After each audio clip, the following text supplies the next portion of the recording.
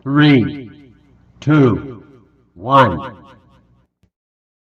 Hello everyone, my name is Siti Rohmah. I'm from kelas PAI 1D. Di sini saya akan menjelaskan tentang cara penggunaan passive voice. Lalu apa sih pengertian dari passive voice? Is a type of sentence or clause in which the subject says for the action of the verb. Passive voice adalah jenis kalimat atau klausa di mana subjek tersebut menerima tindakan kata kerja.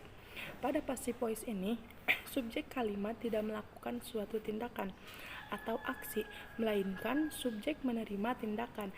Berbeda dengan kalimat aktif di mana subjek bertindak sebagai pelaku tindakan. Masuk contoh yang pertama, yaitu Reina tells a good story. A good story is told by Reina. Reina tells a good story merupakan kalimat aktif, dan a good story is told by Reina merupakan kalimat pasif. Lalu bagaimana cara merubah kalimat aktif ke dalam kalimat pasif? Reina tells a good story. Reina merupakan subjek dari kalimat aktif, dan a good story merupakan objek dari kalimat aktif. Untuk dijadikan kalimat pasif, a good story harus digunakan. A good story harus menjadi subjek pada kalimat pasif, karena kalimat pasif lebih fokus kepada objek yang dibicarakan atau kata kerja yang dibicarakan, yaitu a good story. Nah, jadi a good story is told by Reina.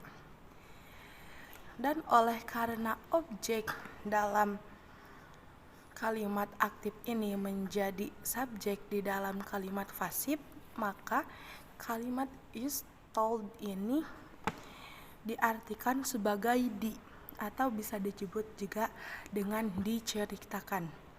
Jadi a good story is told by Reina. Jadi mempunyai arti cerita yang bagus diceritakan oleh Reina. Penjelasan yang selanjutnya yaitu struktur kalimat passive voice. Di antaranya strukturnya yaitu subject ditambah to be ditambah past participle. To be yang digunakan untuk present tense yaitu is, am, dan are. Jadi struktur untuk present tense yaitu subject ditambah to be atau is, am, are, dan past participle.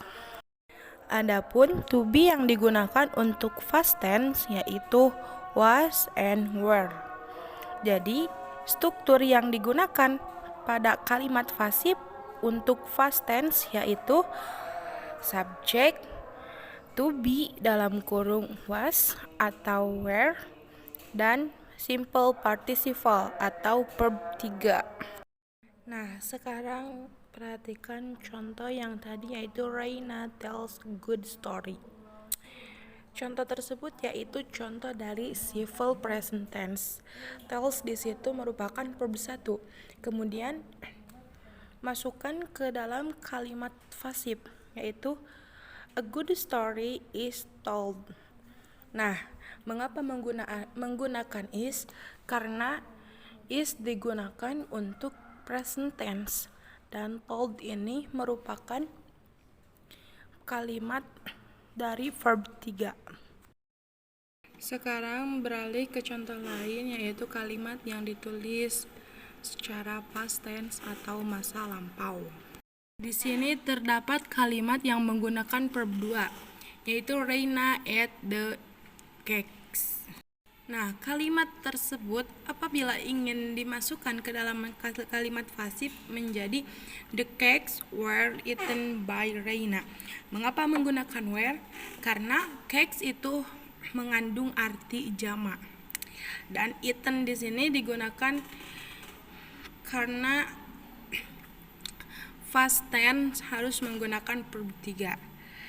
Dan eaten merupakan verb 3 dari eat. Dan kemudian was digunakan untuk kalimat yang memiliki arti satu. Seperti the cake was eaten by Reina. Nah, was di sini digunakan pada kalimat yang menunjukkan arti satu, yaitu cake.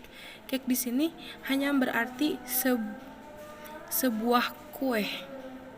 Contoh yang selanjutnya yaitu kalimat menyangkal atau berarti tidak. Contohnya itu he does not read a message. Yang dimasukkan ke dalam kalimat pasif menjadi a message is not written by him. Nah, pada kalimat pasif ini cukup ditambahkan not dan sesudah by harus menggunakan objek pronoun, tidak boleh menggunakan he, tetapi harus him. Kemudian apabila kalimat menyangkal itu berbentuk lampau, contohnya seperti he did not write a message, dimasukkan ke dalam kalimat passive voice menjadi a message was not written by him. Nah, di dalam kalimat passive voice ini hanya menggunakan was dan not. Okay, thank you for attention. Sorry for my mistake.